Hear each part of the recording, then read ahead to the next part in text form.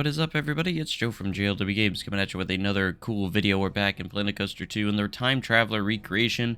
Before we get started here, I do want to say if my voice does sound a little bit weird, it's because I did pick up some sort of illness and I am a little bit sick. In fact, I did call in today too, so while recording this.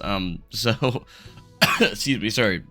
So if you hear me coughing and stuff like that, I apologize just in advance so you guys are aware of why my voice kind of sounds like crap right now. But anyways, going into this, in this episode, we're going to get a little bit of the custom supporting done. I work more on the coaster trains themselves and also just a little bit of the catwalk at the top and the start of the building. I didn't do much, but we did start a little bit on the building itself.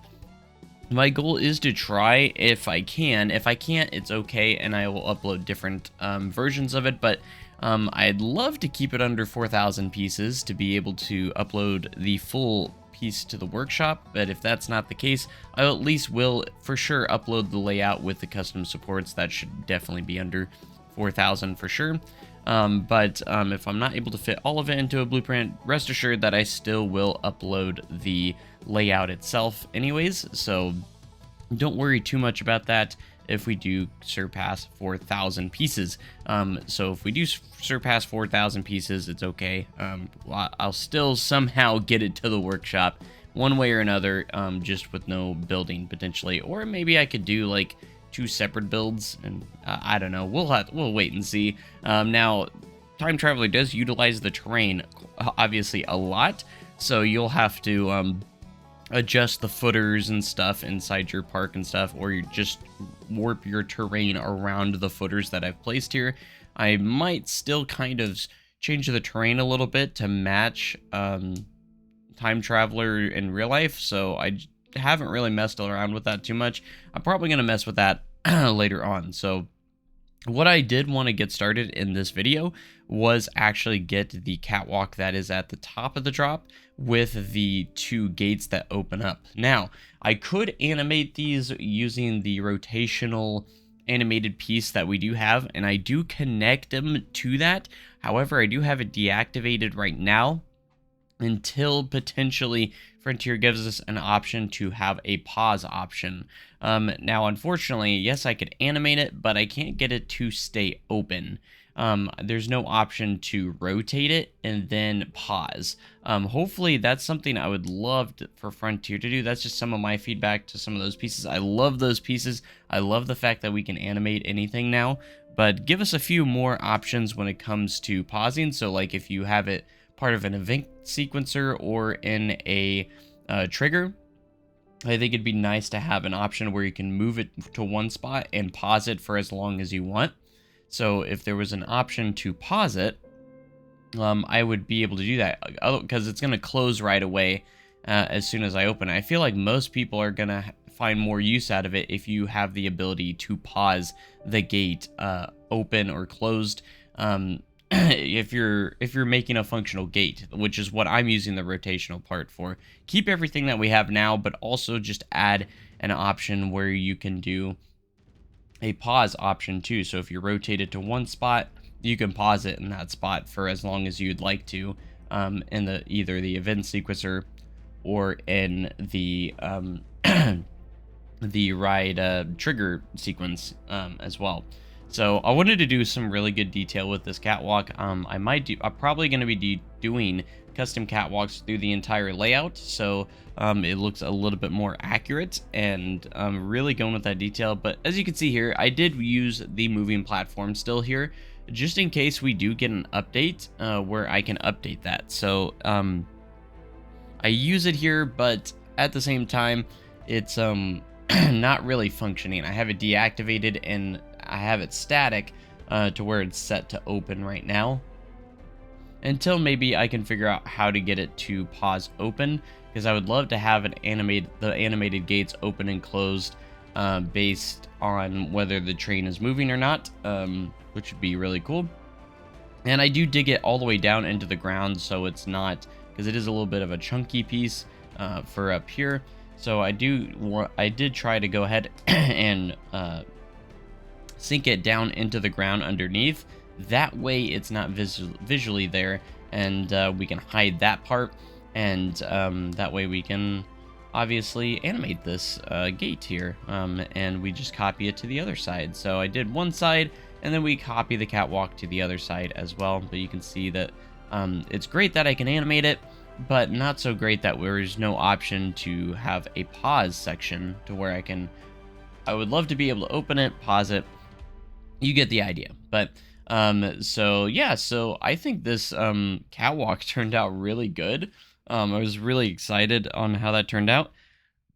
This next portion, I wanted to get the visual magnets that rotate the trains out of the station, because we do have the piece where you can actually force a rotation, but there's no visual piece there, so I decided to go ahead and build my own visual magnet piece as it goes out, because that's what it is in real life.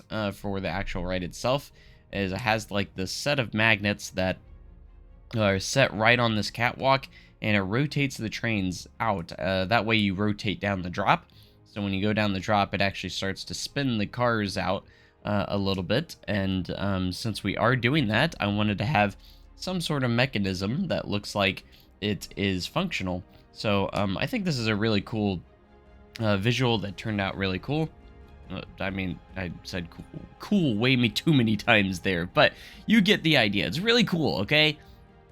Yeah, I'm excited. I'm really happy of how that this whole piece actually turned out. I took way too much time on it because I was finding just the perfect pieces. Mind you, even though I got almost 230 hours in the game, I'm still having points where I'm still getting familiar with some other pieces in the game that I haven't really used. So then let's go ahead and get a little bit started here on the dock. I didn't do much. I just literally placed down some of these concrete pieces, which is, by the way, the plaster pieces is what I use for concrete. They look very close to concrete, so that's usually what I use here. So I also wanted to make sure I had like all the windows, and all the windows were real in here as well, which is also kind of a little bit of a challenge because there are some smaller windows right here next to the exit of the station here, and pretty interesting how I got it done, and took a little bit of resizing and everything like that. Now, unfortunately, for those that don't have the scaling mod, I'm pretty sure I used it in this video, just so you guys know, mostly probably for when I'm editing the coaster train later on. I did a little bit of that off screen because I was messing with the coaster train so much, and you'll see that we'll get into that later. But yeah, the coaster trains, I needed to use the scaling mod to get exactly what I wanted, and I'm pretty happy of where the train's looking like in the end result now. At the end of the video, so you guys do want to stick around, because at the end of the video I will give you guys a little bit of an early POV of what the ride is looking like right now. I know a lot of people always complain that I don't show off the POVs in my videos. I always like it to be like, hey, it's something to look forward to when, you know, it gives people a reason to watch the cinematic video. So that's usually why I always wait on that, but I'll give it to you guys this time. So, but we have those glass pieces now, so I was able to use those for the windows. For the exit of the station here. We just kind of do this little spot right here. We don't really get too far into the building, but I kind of wanted to at least get it started because it is going to take some time to get that going. I was using like making like my own custom wall here using wood pieces. I'm not sure if I'm going to stick with that yet. As of right now, I am, because I have to work. I really want to work around the windows that are in the booth and stuff like that, because there are windows that look out onto the ride in the queue line and the booth and stuff like that. So working around that and creating those windows could be a little difficult using actual wall pieces. I feel like you have a little bit more control if you use non-wall pieces and kind of create it yourself. So this is the window for the ride operator, who can look, so they can look outside the window, which is pretty neat. So we'll have to also build the operator's booth as well, which sits a lot higher up than what the operator booth is now. And this is another suggestion for Frontier. I think it would be an option, a really cool option, if we can place and move and place our ride operators booths to wherever we want. That way, if I wanted to raise it up over the track or raise it up a little bit and build my own booth, I think that would be a really cool option to have, to be able to do that, because you're very limited with your operators booth, and there's quite a few operators booths out there where the booths are like straddling over the track. That would be really cool to have, I think. So not having that option does limit us a little bit, and we either have to hide our operators booth and make some fake ones, but I think it would be a really cool option just to be able to move it to wherever you want. So it's kind of acts as a scenery piece that you can kind of manipulate yourself and place it wherever you'd like to. That way you have some freedom of where your op booth goes to. I guess the only thing is the operator themselves needs to be able to access it. So it kind of makes sense why it's kind of stuck in a spot, because the operator does have to go in there. I would be fine if they just teleported to the booth after they get to the exit, like, personally, but I know a lot of people want the animation of them going into the booth, so at least allow us to move it from where it's at now, like just maybe not able to raise it, but I really would think it would be cool if there was like maybe some preset options that also allow us, instead of letting us move it freely. Maybe there'll be some preset options would be kind of cool too, where you can like preset it to over the track or something like that. I'm not sure. I don't know if Frontier could figure that out. Maybe they could, but I like the idea of being able to move it wherever. Now, anyways, going into a little bit of our custom supporting here, we do get the dive loop custom supported in this video. This is probably the most complex structure right here for this section. I'd say the most complex support structure in Time Traveler is definitely the vertical loop. It has some crazy supports kind of going there, and you also have to dodge the track pieces below as well, so it's also a little bit of a challenge because Time Traveler has a lot of track that goes in and out of itself, so it does make it a little bit more difficult.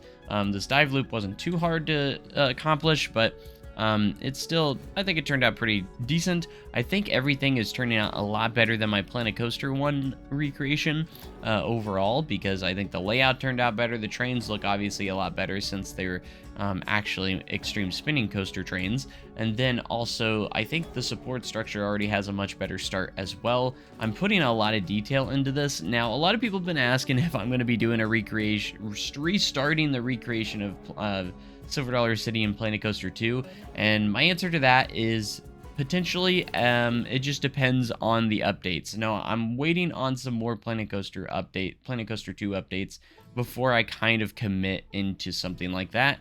And that's because I want to get more biomes, maybe some larger map sizes, and maybe a few more coaster types that will help, and a few more things that will make the recreation a lot better. Now, I am not opposed of doing things like this, creating my recreations now. That way, if I do make the recreation, I can just plop Time Traveler in as a blueprint. It means I already have it built. So that's kind of going to be my move right now, is kind of maybe just build some of the rides that I am able to build, and save them as blueprints. And then that way, when we get into the recreation, I might even do this for some of the buildings as well, honestly. Like, say if I want to build, like, Hannah's Ice Cream Parlor or something like that, I can build those in a blueprint, and then once we get to the recreation, it's more so just plopping everything in there and decorating around it. So I think that would be kind of a cool move. And low-key, like, this is kind of the start of that recreation, because if I do make a recreation, obviously, I'm going to plop this layout in here. I'm not going to redo it again. I think that would be kind of silly to do. So I'm doing everything in detail now, so I can just focus on one thing at a time. That way I don't have to worry about a whole park. And then that way, if we do start a park and do the recreation, I can easily just plop these rides in there and just build the park around it. So I think another coaster we might look into next is either Wildfire. It might be a good one to recreate next, mostly because I feel like we have all the assets we need to create Wildfire. Powder Keg's a little bit of a tricky one. I might do some early testing for that, because I did have to do some crazy weird things for that in Planet Coaster 1. But I think I need to wait until we have interchangeable coaster trains for that one. Personally, I think once we get that, which I think is going to be coming to the game, even if it's just through mods, that's fine too. But I think it will come to the game at some point.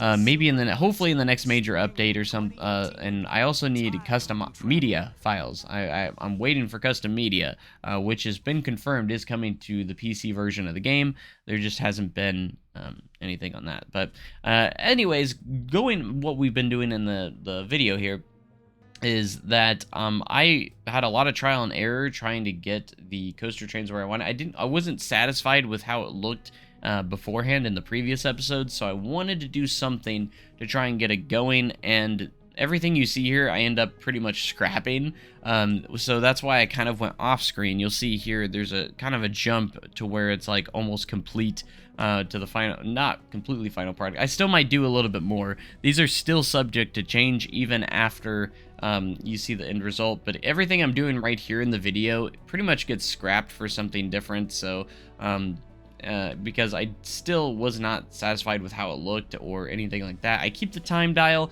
I also shrink down the Silver Dollar City logo a little bit, because looking back at my reference photos that I had, it is a little bit smaller in real life, and I still have it a little bit too big, but the oval piece in Planet Coaster 2 is just, the art shape is just a little bit big. And I also add an extra outline around the logo as well. You'll see here in this jump here in a second, which, as you can see now, everything that I did off screen, I also added the pipes that go underneath the coaster car. Those were kind of a challenge, and I'm pretty sure I had to use the scaling tool to make that work. So sorry for those of you that don't have the scaling mod, but it's probably going to not work properly for you guys. But I do apologize in advance, but I really want the accuracy of this to be good. So I did use the scaling mod. Maybe Planet Coaster or Frontier will change it up at some point to where we can scale things a little bit further. But that's about it in this video, guys. I hope you guys enjoy the POV. We're going to have a POV at the end, real time. So as you can see me testing it here. But have a great day and cool tomorrow, guys. Hit that subscribe button, like, comment, subscribe, and I will see you guys next time. Thanks for watching, and of course, goodbye.